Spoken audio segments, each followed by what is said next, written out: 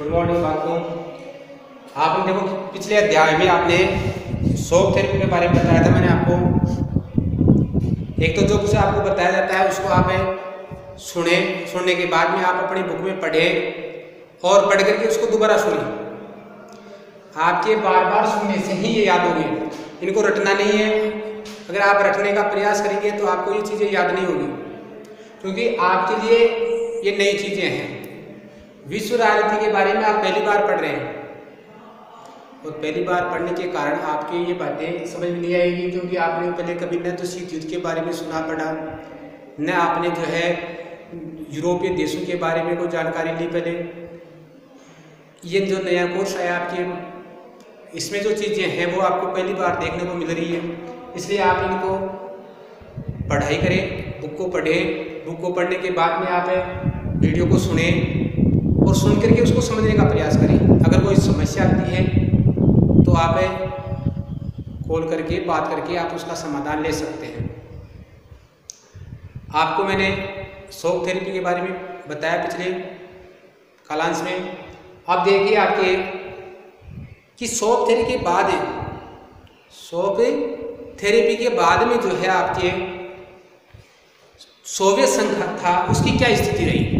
Soviet संघ था उसकी क्या स्थिति रही, तो देखो बालकों, सोवियत संघ में तनाव और संघर्ष की स्थिति रही। वहाँ के राज्यों में आपस में तनाव है, संघर्ष की स्थिति है।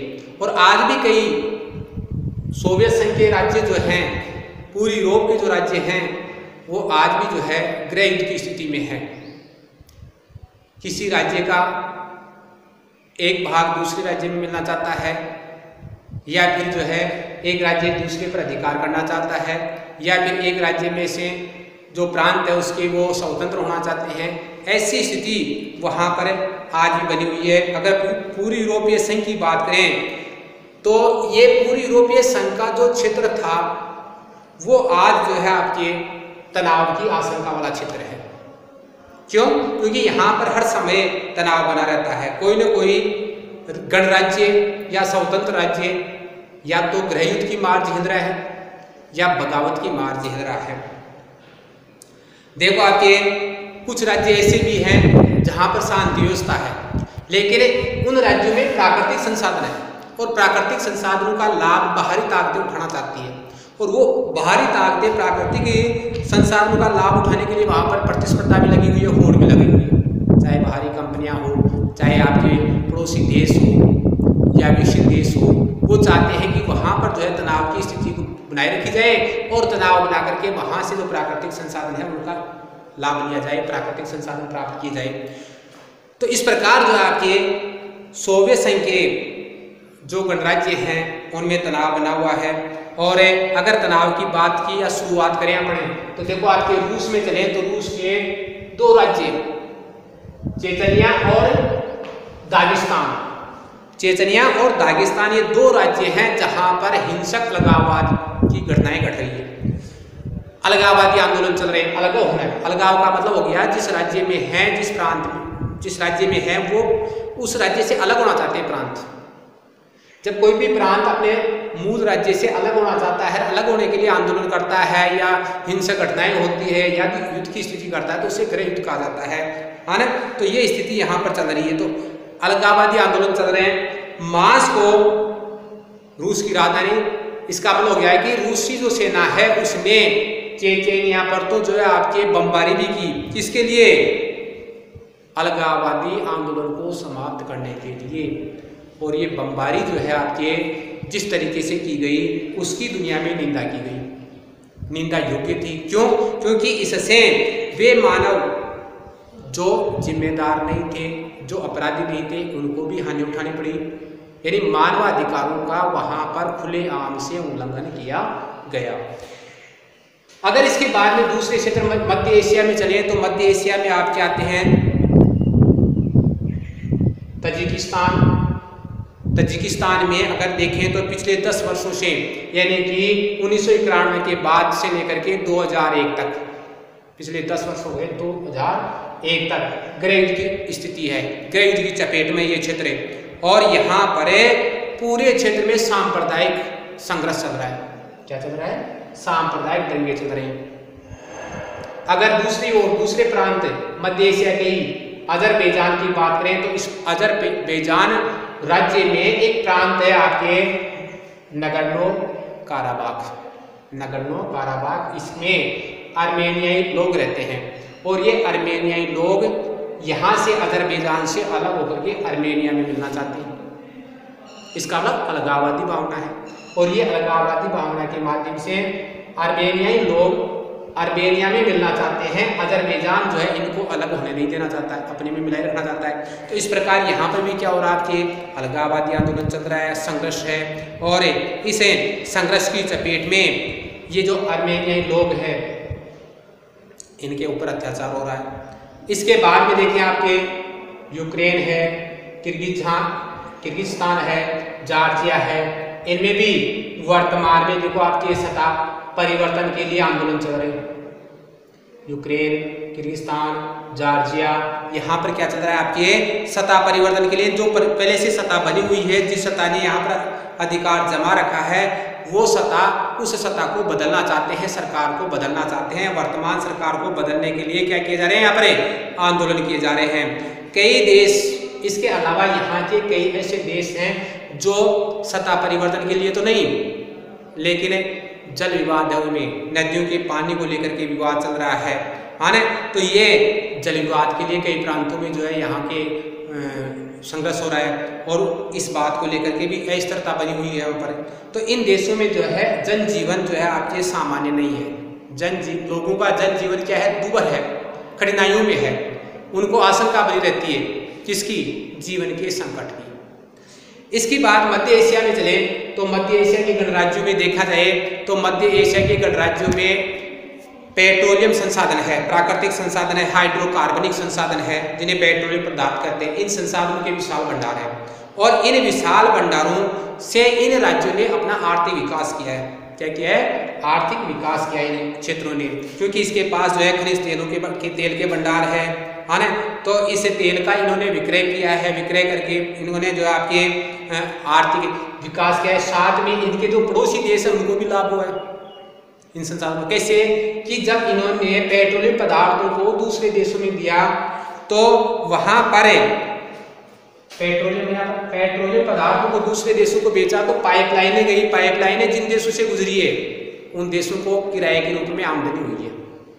तो ये आमदनी हुई है, लेकिन यहाँ समस्या ये है कि इन पेट्रोलियम पदार्थों का उपयोग करने के लिए जो बाहरी देश है, विदेश है, दूसरे देश बाहरी ताकतें हैं, वो ताकतें ये संसाधन प्राप्त करना चाहती है और इन संसाधनों को प्राप्त करने के लिए उन ताकतों में प्रतिस्पर्धा है, होड़ है। भारी कंपनियां हैं, विदेशी कंपनियां, वो चाहती है कि ज़्यादा से ज़्यादा तेल का खनन किया जाए, ज़्यादा लाभ उठाया जाए।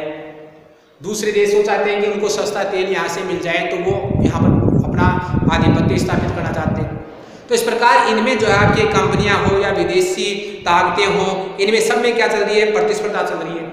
ये जो क्षेत्र है आपके, ये रूस, चीन और अफगानिस्तान की सीमा से सटा हुआ है, मध्य एशिया का क्षेत्र। तो ये तीनों ही देश इनके यहाँ पर हित सद रहे संसाधन, प्राकृतिक संसाधनों से इन तीनों ही देशों के हित जुड़े हुए हैं। इसलिए तीनों देश क्या चाहते हैं, यहाँ पर प्रतिस्पर्धा में लगे हुए होड़ में हैं, ये यहाँ पर जो है अपने खनिज संसाधन हासिल करना चाहते हैं। इसके बाद अलावा बात करें तो मध्य एशिया में 9/11 यानी कि 9/11/2001, 9/11 का मतलब होता है आपके 11 सितंबर, क्योंकि अमेरिका में दिनांक को बाद में लिखा जाता है, महीने को पहले लिखा जाता है। तो अमेरिका में 9/11 को घटना घटी थी, जो आपको मैंने बताया था क्या कि जो आतंकवादी संगठन थे, आतंकवादी संगठनों के आतंकवादियों ने जो है आपके अलकायदा आतंकवादी संगठन था, उसके जो आतंकवादी थे उन्होंने अमेरिका के 4 जो व्यापारिक विमान थे उनका अपहरण कर लिया था और जो है अमेरिका की बड़ी बड़ी जो इमारतें थी उनसे उनको टकरा दिया था। जैसे आपके विश्व व्यापार केंद्र है आपके न्यूयॉर्क में, उस केंद्र की 2 आपके टावर थे उनको गिरा दिए थे। तो इस प्रकार की जो घटना हुई थी तो इस घटना से के बाद में अमेरिका ने क्या किया, आतंकवादियों पर नियंत्रण करने के लिए इस मध्य एशिया के देशों में जो है अपने सैनिक अड्डे बनाना शुरू कर दिया और कई देशों पर इन्होंने जो है आपके भूमि किराए पर भी ले ली, किरायों का भुगतान भी अमेरिका ने जो इन देशों को किया है ना। और अफगानिस्तान इराक युद्ध के समय जो है इन देशों से अमेरिका ने अपने लड़ाकू विमानों को उड़ाया भी है। तो कहने का मतलब यह है कि इन देशों पर, मध्य एशिया के देशों पर अमेरिका की भी नजर है, वो भी यहाँ पर सैनिक अड्डे बना रहा है, यहाँ से खनिज संसाधन प्राप्त करना चाहता है। और अब जब अमेरिका यहाँ पर जो है आपके सैनिक अड्डे बना रहा है और वहाँ से सेना का उपयोग भी कर रहा है, चाहे आपके इराक का युद्ध हो, चाहे अफगानिस्तान पर आक्रमण हो, इनके समय इन्होंने इस भूमि का उपयोग भी किया। तो ये क्षेत्र रूस के सामने आ रहा है, पास में रूस के नज़दीक आता है। तो रूस भी चाहता है, यहाँ पर रूस ये चाहता है कि मैं बड़ा देश हूँ, पड़ोस में बड़ा देश हूँ, तो मेरे पड़ोस के देशों को मेरे अनुसार रहना चाहिए। अर्थात रूस ये चाहता है कि पड़ोसी देश होने के नाते उन्हें क्या करना चाहिए, हमारी बात को मानना चाहिए, हमारे प्रभाव में रहना चाहिए।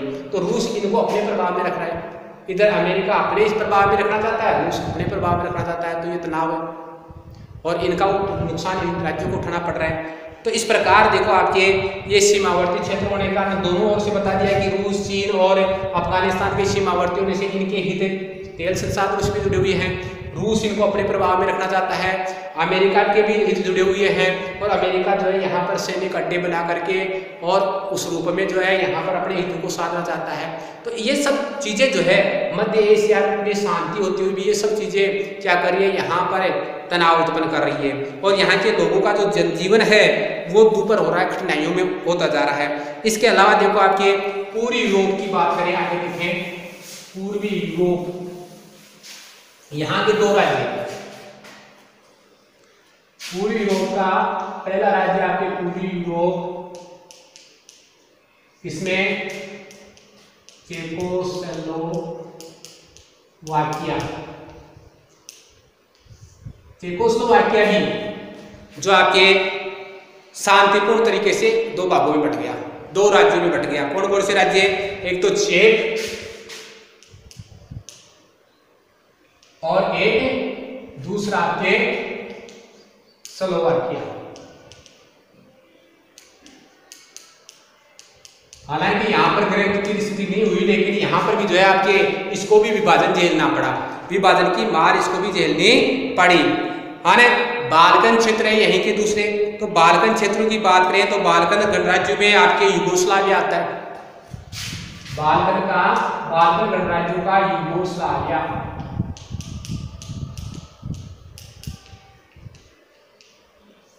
बाल्कन गणराज्य में यूगोस्लाविया है। यूगोस्लाविया में भी देखो आपके 1991 के बाद कई बार जो है आपके विभाजन हुआ। कब से? 1991 के बाद ही जो है यहाँ पर भी क्या हो गया, आपके संघर्ष है, आंदोलन है, ये शुरू हो गए और ये भी कई राज्यों में टूट करके विभाजित हो गया। तो कई बार इसका विभाजन हुआ तो इसे भी लंबे समय तक जो है आपके क्या करना पड़ा, विभाजन की मार झेलनी पड़ी। और देखो आपके इसके अलावा इनमें कुछ राज्य थे जिन्होंने अपनी स्वतंत्रता, तो कई बार पूछ लिया जाता है कि यूगोस्लाविया के दो स्वतंत्र राज्यों का नाम बताइए। तो देखो आपके यूगोस्लाविया में से कौन कौन से राज्य आपके?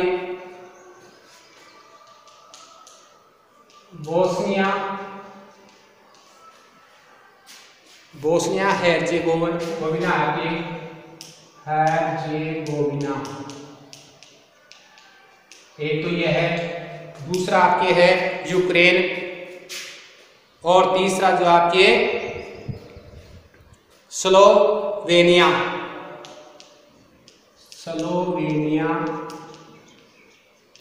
और एक है आपके क्रोएशिया, यूक्रेन नहीं, क्रोएशिया। ये तीन ऐसे देश हैं जो आपके कहां से अलग हुए? ये तीनों देश आपके यूगोस्लाविया से हुए। इन्होंने अपने आप को स्वतंत्र घोषित कर दिया। इसके बावजूद भी जो है यहाँ पर कई बार जो है गृहयुद्ध हुआ और यूगोस्लाविया टूटा। तो बार बार जो है यहाँ पर क्या हुआ है, विखंडन हुआ है, बार बार इसका जो एकता है वो बाधित हुई है, ये टूटा है। और जो है आपके नाटो जो है आपके उसने यहाँ पर हस्तक्षेप करना पड़ा है और नाटो ने हस्तक्षेप करके और जातीय संघर्ष को कम करने का प्रयास किया है। तो इस प्रकार इन देशों में जो आपके तनाव रहा है, अशांति रही है। अब देखो अपने जो बात है आगे वो है आपके पूर्व साम्यवादी देश और भारत। पूर्व साम्यवादी देश और भारत के बीच में क्या संबंध है?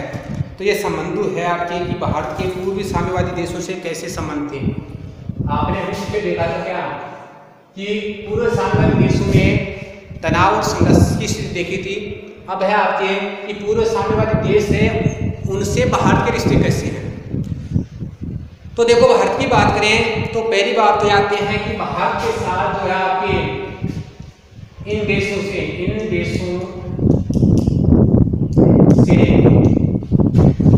भारत के संबंध अच्छे कैसे हैं? अच्छे हैं। चाहे पूरी आपके साम्यवादी देशों में से कोई भी देश रहा हो, भारत के संबंध जो है हमेशा से अच्छे रहे हैं।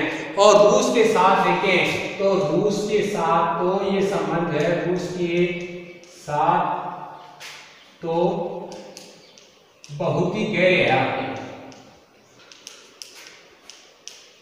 संबंध है अपने।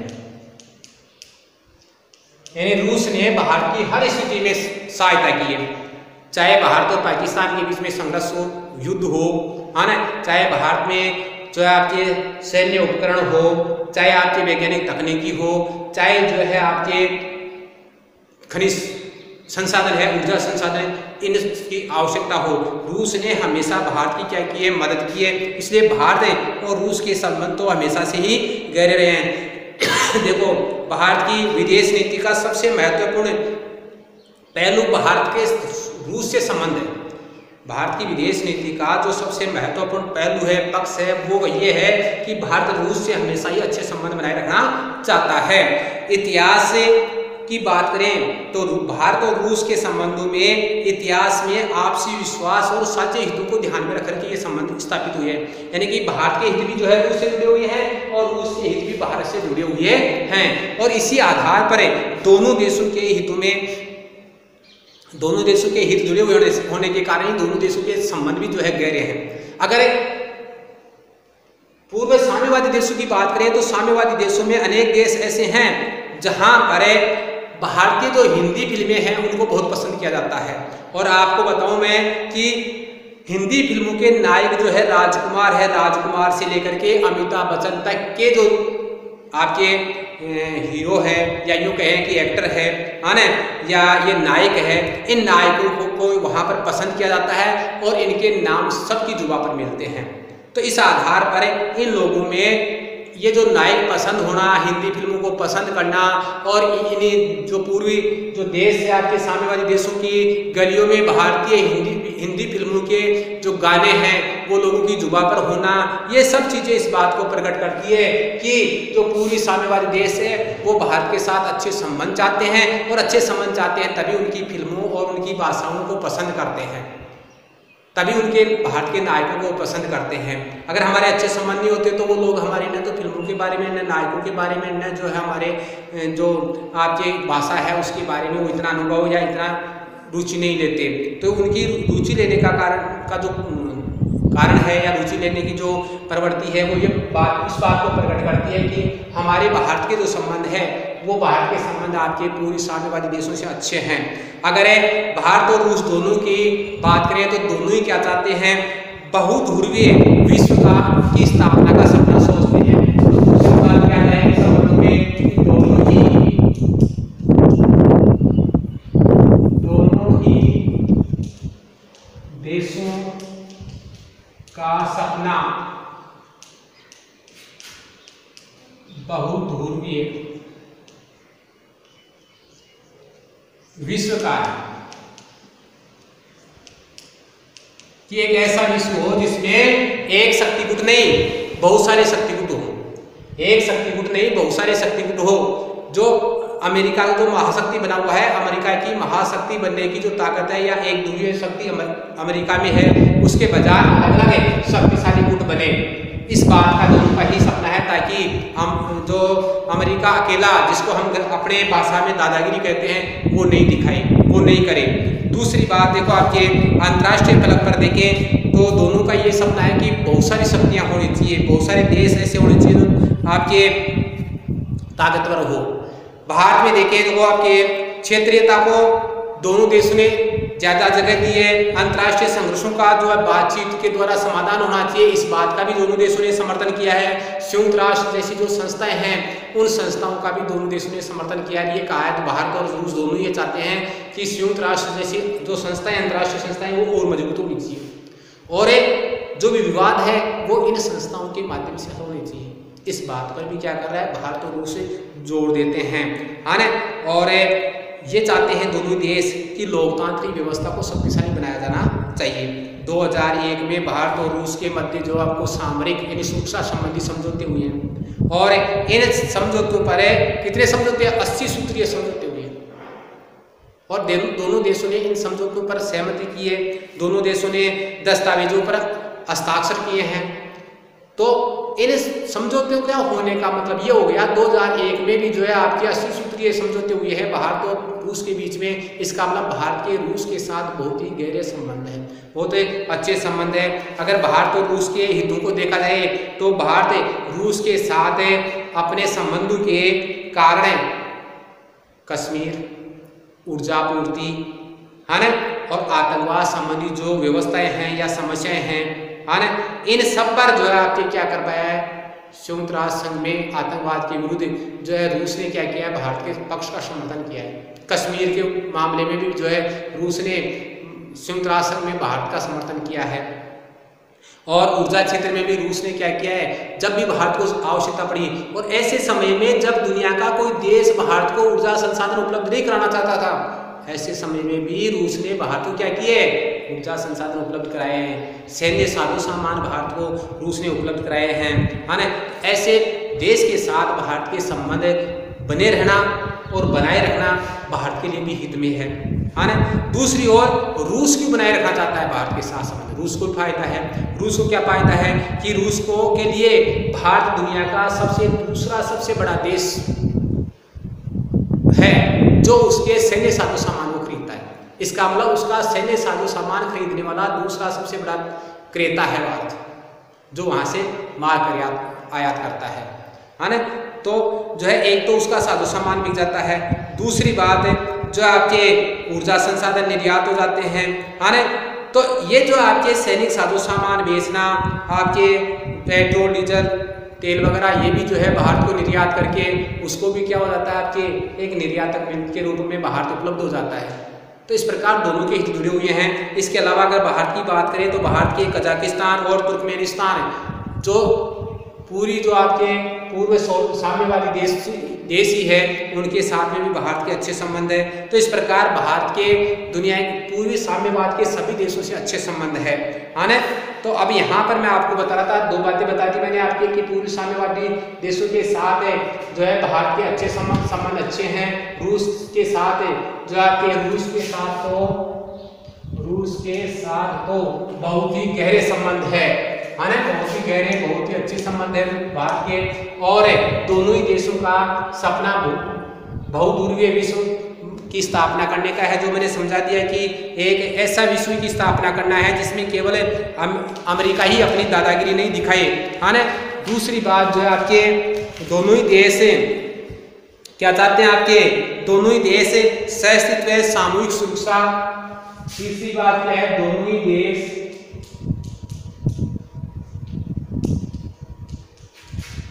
सहअस्तित्व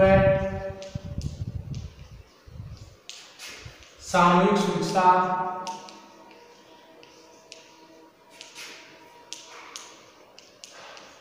सहअस्तित्व सामूहिक सुरक्षा और आपके क्षेत्रीय संप्रभुता, सहअस्तित्व आएगा, सहअस्तित्व हो रहेगा, सहअस्तित्व है ना, सामूहिक सुरक्षा। और आपको मैंने बताया भी क्षेत्रीय संप्रभुता, क्षेत्रीय संप्रभुता, है ना, क्षेत्रीय संप्रभुता। इसके अलावा देखो आपके स्वतंत्र विदेश नीति,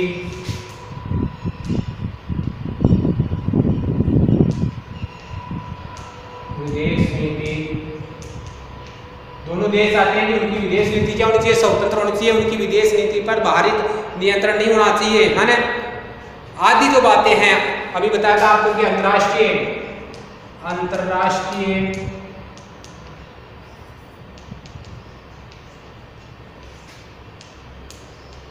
झगड़ों का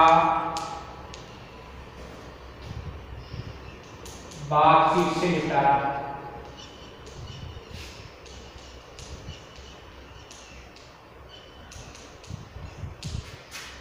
यानी निपटारा कैसे होना चाहिए, बातचीत से जो है इसका क्या होना चाहिए, निपटारा होना चाहिए, बातचीत से जो आपके हल निकलना चाहिए। संयुक्त राष्ट्र को दोनों ही मजबूत बनाना चाहते हैं, आपके संयुक्त राष्ट्र को मजबूत बनाना, ये सारे कार्य दोनों ही चाहते हैं, अंतरराष्ट्रीय स्तर पर कौन, भारत और रूस दोनों ही चाहते हैं। और मैंने अभी आपको ये बताया था कि 2001 में दोनों देशों के बीच 80 दस्तावेजों पर हस्ताक्षर हुए हैं। कितने दस्तावेजों पर हस्ताक्षर हुए हैं, 80 द्विपक्षीय समझौतों पर हस्ताक्षर हुए हैं, आपके 80 द्विपक्षीय समझौतों पर हस्ताक्षर हुए हैं।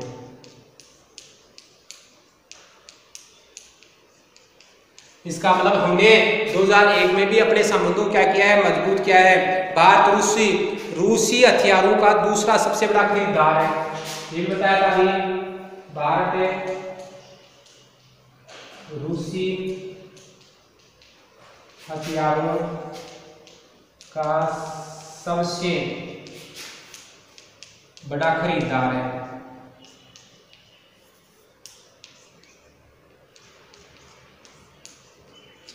है ना, तो भारत जो है आपके बड़ा खरीदार है, इस कारण से भी जो है इनके संबंध अच्छे हैं। भारत रूस से तेल भी आयात करता है ना, भारत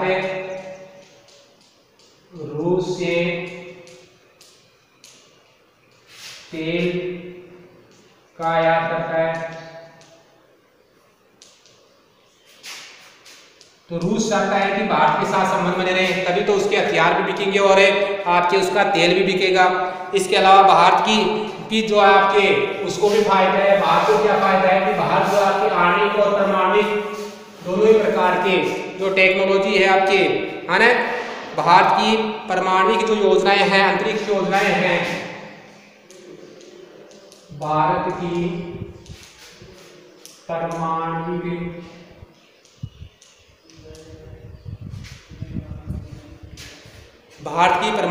योजनाओं में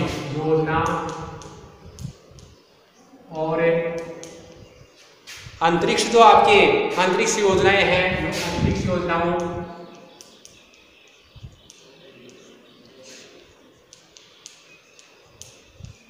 में क्या करता है, रूस मदद करता है।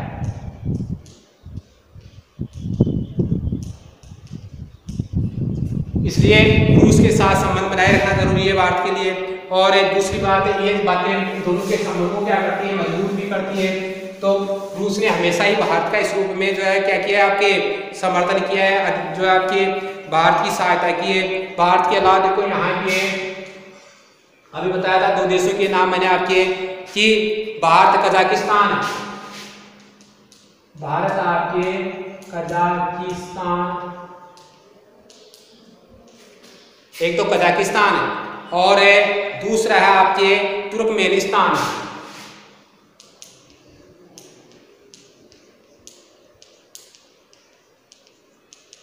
इन दोनों देशों से भारत के संबंध क्या आपके अच्छे हैं। इन दोनों देशों से भारत ऊर्जा आयात करने को बढ़ाने की कोशिश कर रहा है।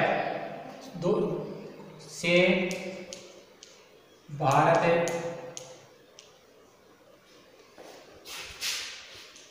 ऊर्जा आयात बढ़ाने की कोशिश कर रहा है।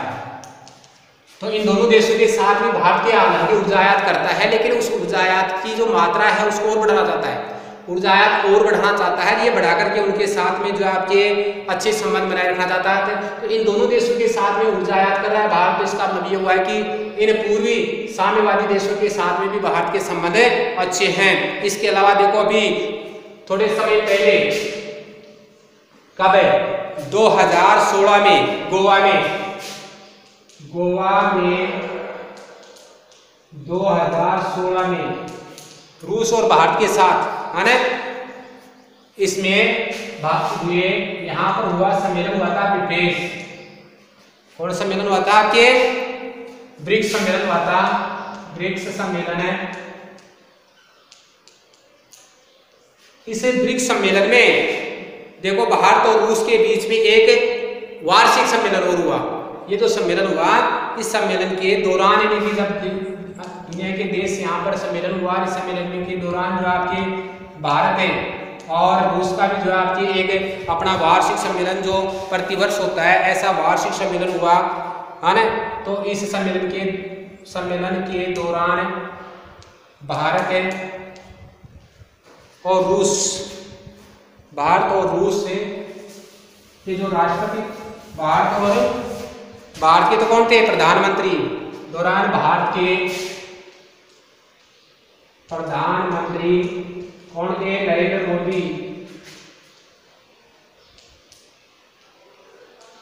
मोदी और रूस के राष्ट्रपति है ना के बीच जो है आपकी क्या हुआ था, के बीच 17वां वार्षिक सम्मेलन हुआ।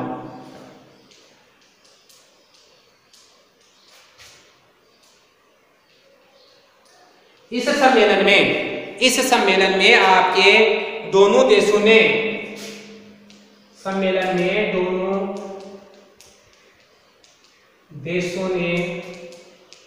क्या, एक तो आपके परमाणु ऊर्जा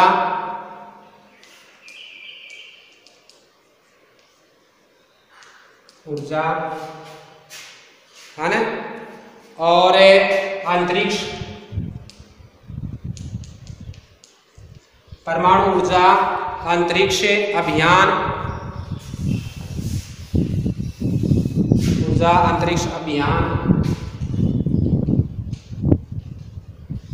और आर्थिक सहयोग है ना, और इन सब सहित ऐसे लिखो आपको, अभियान सहित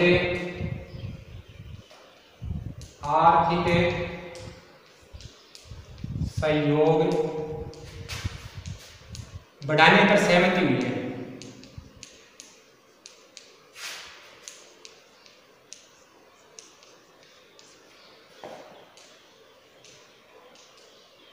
तो ये सहमति भी जो है इस बात को प्रकट करती है कि भारत और रूस या पूर्वी साम्यवादी देशों के साथ भारत के अच्छे संबंध है। यह आपका जो लेसन था दूसरा, ये भी कंप्लीट हो गया है ना।